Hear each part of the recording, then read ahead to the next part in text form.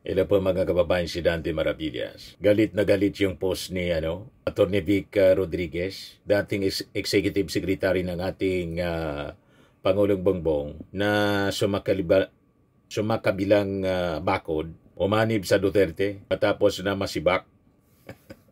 Ayan yung kanyang post 8 hours ago. Dahil sa nangyaring matinding pagbaha sa Cebu. Pinulitika talaga ni Atty. Vic Rodriguez. Ayan walang iya.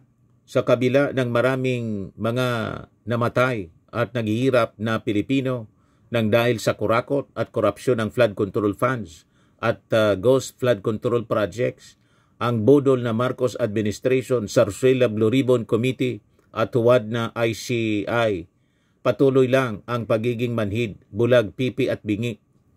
The Filipino people demand and deserve justice, transparency and full accountability. Ini makatiis yung mga netizen. Tinupalpal si Vic Rodriguez, sabi ng Bagong Pilipinas, walang ya ka rin dahil isa ka rin sa maraming nanakaw. Minora siya. Kaya nga tinanggal ka dahil magnanakaw ka. Kukunwari ka pa, tamaan ka sana ng kidlat. Sabi ni Abring Marie, flood control project na naman. Sabi ni Benigno Bawit, magkaisa at kumilos na mga taong bayan.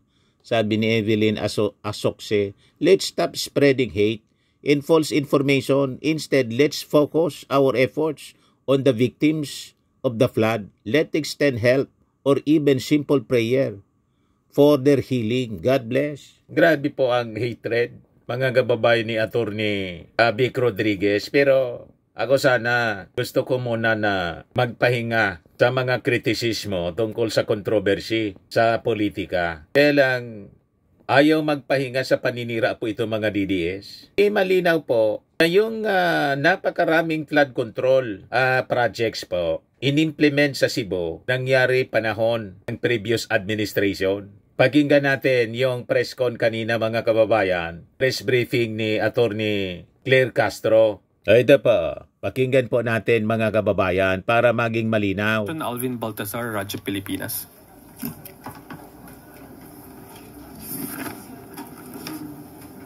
Good afternoon po, Yusek.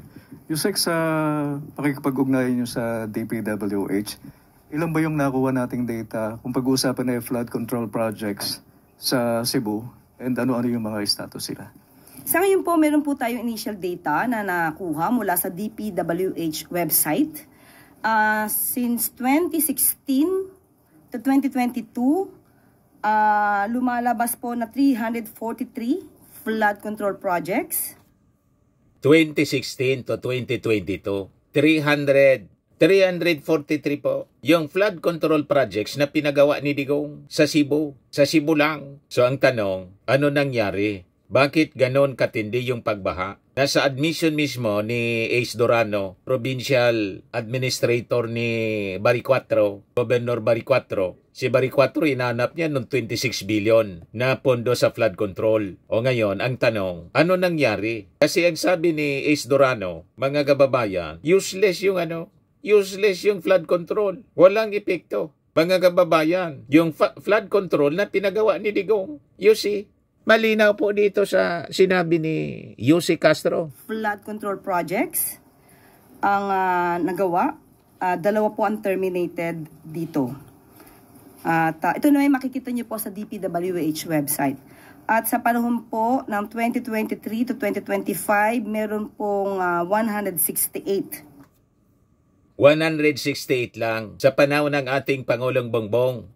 Sa panahon ni Digong, 343. So malamang, mga kababayan, kung hindi ghost, substandard po. Kaya nga yung ating Pangulong Bongbong nagpapaimbestiga sa buong Pilipinas po. At kasama itong Cebu sa pinapaimbestiga po ng ating Pangulong Bongbong. At hindi siya selective sa pagpapaimbestiga. The past 10 years, previous and present administration. Kasi po, lumalabas na kasanayan na po ng mga DPWH officials, congressmen and senators na sangkot at mga contractors ang magsabuatan para tumiba po sa mga proyektong bayan. Ito na nga po ang resulta. Pagkatapos magmumura si Attorney Vic Rodriguez. Ang sinisisi lang yung Marcos administration. Di mas marami po yung Duterte administration na pinagawa. Ano ba po? Yan o. At ang ongoing pa po ang 55. Pero kanina lamang po, bago po tayo sumalang po dito, ay mayroong pinadala po si Sec Vince ng latest data. At yun po ay mayroon po mga flood control projects, hindi lamang po sa Cebu, kundi sa ibang mga rehiyon. At ipiprint lang po namin at ibibigay po sa inyo maya-maya po. Yusek, follow-up lang. May schedule na po ba si Pangulong Marcos para pumunta ng Cebu? Meron po siya. Pupunta po siya sa Cebu. At ipagbibigay, alam ko na lang po sa inyo, ang pinaka-data at kailan ito gagawin. Pero pupunta po siya. Sean Bella Calyaso, Philippine Star. Good afternoon, Yuns. Ma'am, yung post po ng Cebu Governor, sinabi niya na we're flooded to the max. And yet, yun nga yung budget na supposed to be para sa flood control, umaabot ng 26 billion. Ano pong reaction ng Palace dito? Yun din naman po. Yan po ang dahilan kung bakit po nagpapaimbestiga ang Pangulong Marcos Jr. Dahil nakita niya po yung epekto, may mga budget na inilaan para dito pero parang hindi gumagana. Kaya mas maganda po na kung siya man po ay nagagalit, yan din po ang nararamdaman ng Pangulong Marcos Jr. At kung meron po siya pang mga alam, may mga facts, may mga data rin po, si Governor para dito mas na makakatulong sa ating gobyerno para mapanagot ang dapat mapanagot, yan po ay welcome. At hindi lamang po sa panahon ni Pangulong Marcos Jr. ng mga flood control projects ang dapat malaman. Dahil lumalabas po kanina yung initial data natin ay 343 flood control projects ang nagawa since 2016 to 2022 sa Cebu. Mula sa 1st District, 2nd District, 3rd, 4th, 5th, 6th, 7th hanggang sa City. So dapat din po itong makita dahil kung meron pong 343 flood control projects noon pa man, dapat po sana ay gumagana ito. So pagtulong-tulungan po natin mahanap ang dapat na papanagot sa mga maanumalyang flood control projects. Curious lang po ako, kumusta po ang relationship ni President Marcos sa Cebu Governor considering hindi po niya kaalyado and considering nga na magiging madalas ang pagbisita ng Pangulo dahil nga dito sa nangyayari sunod-sunod na kalamidad sa Cebu? Kahit naman po hindi kaalyado ng Pangulo, kahit anong kulay po niyan, ay ang Pangulo po ay handang tumulong kahit po kanino. Basta po kinakailangan ang tulong ng gobyerno kahit ano po ang kanilang saan sila kaalyado, tutulong ang Pangulo. Noong nakaraan lamang po, napabalita rin po na pumunta ang Pangulo sa Cebu. At siya naman po ay sinalubong ni Governor at nagpasalamat pa po si Governor ng Cebu dahil sa maagarang tulong na binigay ng Pangulo sa nasabing syudad o lungsod. Sunod ko na rin po yung isang question ko, ma'am, yung regarding... Kaya baseless po itong mga akusasyon, mga kababayan ni Vic Rodriguez. Ang dapat na tanungin niya si Digong, nasaan yung flood control ni Digong na umabot sa 343. Sa present administration, 168 lang po. At ito'y iniimbestigahan rin. Kahit yung sa present administration. Kahit yung sa Bulacan po, may mga nasa present administration na dinadaya mga kababayan. You see? So hindi ito kinokonsente ng ating gobyerno ang massive corruption kasi mismo yung ating Pangulong Bongbong ang nagpapaimbestiga. O ngayon, may nakita tayo na balita na ang sabi, yung ICI kasama si Magalong nag-inspeksyon sa rock netting doon sa Davao City. Sabi ko, bakit kasama pa si Magalong? Di ba nag-resign na? Nag-inspeksyon po sa Cebu. O ito po, published by Mindanao Times. Nag-inspeksyon kasama si Magalong. Ayan Si Magalong may media advisory. Kaduda-duda po ito. Media advisory. Inspection of DPWH project by DPWH USEC Arthur Bisnar. ICI Special Advisor General Rodolfo Asorin Jr. and Mayor Benjamin Magalong. Hindi naman po advisor si Magalo ngayon. Oh. Bakit sumama pa siya doon? Multiple locations to be inspected. Media can follow the inspection team. November 5. 8 o'clock in the morning. Yan o. Coordinates. Along river near Kalawa Bridge, Pangyan, Davao City. To confirm your attendance, please contact. Yan o. Tinakpan. Yan o. Rock netting gamit yung cyclone wire. Ang tanong, bakit kasama mga kababayan sa pag-inspeksyon si Magalong Davao City, Baguio City Mayor na nag-resign na siya? Bakit sumama pa siya rito kay General Azurin? Si Azurin yung pumalit sa kanya. Anong rason? Di ba mga kababayan kaduda-duda? Yan o.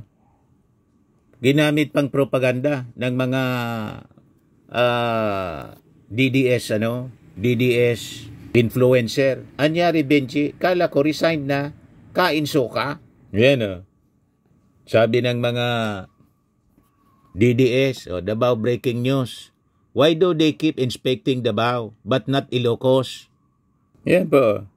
So I think kailangan ipaliwanag ito, mga kababayan ni ICI, Chairman Andres Reyes, tapos ni Vince Dizon ng DPWH. Kasi ang tanong, bakit kasama pa ang nag-resign na special advisor na si Benji Magalong? Ano yung business niya doon? Ano yung authority niya? Sumama pa sa investigasyon. Baguio City Mayor siya. Nag-resign as ICI Special Advisor. Pagkatapos, sumama siya sa Davao City para mag-inspeksyon. Kasama ni General Azurin yung pinalitan niya. Ayan. Pati itong si Yusek Arthur Bisnar. Kailangan siguro magpaliwanag. Yusek ng DPWH. Ano ang business? What's the business of Benji Magalong? Nasasama pa siya sa investigasyon na umalis na nga siya. Di ba po? May mali siya po. May kakaiba na mga pangyayari, mga kababayan, kaganapan ang nagamit tuloy sa politika. You see? Ito yung nangyari sa Cebu, mga kababayan. Grabe yan, lakas ng baha, mga kababayan. Talagang matindi. Walang binatbat yung mga flood control projects, 343 ng previous administration at 168 ng present administration. Wala po. Walang silbi. Pati sawa po. Naglabasan, mga kababayan. Yan. Para makaligtas sa matinding baha. Nadagdagan na po yung mga namatay. 89 na po ang total. Sa Cebu City, Siam, Mandawi City, Siam, Danau City, 8, Compostela, 15, Talisay City, 7, Liloan, 35, Balamban, 6. At malamang madagdagan pa po. Ngayon, ang propaganda ng mga DDS, imbis na tumulong, grabean niya ang nangyari sa Cebu para ipamuka, mga kababayan, na inutil yung ating gobyerno. 89 man lang po. Although hindi natin minamaliit yung number ng mga namatay. Kasi pag may namatay, dapat zero casualty po ang objective. Tulad dito sa amin, laging zero casualty po. Pero minsan, hindi mo din maiwasan na may casualty po. Pero minimal siya in terms of casualty. 89 as of this time. Pero during the previous administration po, tahimik lang sila. Yan report ng PNA. January 3, 2022, Odette death toll climbs to 406, sabi ng NDRRMC. Nung tumama yung Odette sa Bisaya po, sa Kabisayaan, ang death toll po, 407. Tahimik yung mga DDS kasi gusto ninyo, inaangaan ninyo yung Pangulo. Pagalit kayo sa Pangulo, tulad kay PBBM, galit kayo, ang 89, grabe na sa inyo. Pinapalala ninyo ang kwento. You see? Pero pag binilang yung casualty, mas maliit yung casualty. 89 lang po, mga kababayan. Pero just the same, nalulungkot po tayo kasi may mga nangamatay nga po. Ngayon, in terms noon sa flood control, 343 yung pinagawa ng previous administration. Ano nangyari noon? Ano nangyari doon sa mga flood control projects na pinagawa ni Digong? Whereas 168 sa present administration, kalahati lang po, doble yung pinagawa ni Digong. Pero walang epekto po sa matinding pagbaha sa Cebu. Pero ang tinuturo ninyo, Marcos administration, galit na galit si Atty. Vic Rodriguez kasi kampi na siya sa mga Duterte. Galit siya kay BBM kasi nabuking yung gawain niya nung executive secretary siya. Tinibak siya ng ating Pangulo. Ngayon, kumampi siya sa mga Duterte. At ang gusto nilang mangyari, talsikin yung ating Pangulo, iloklok si Sara. Maghintay kayo ng 2028. Hindi yung gusto ninyong patalsikin yung ating Pangulo. Tama po.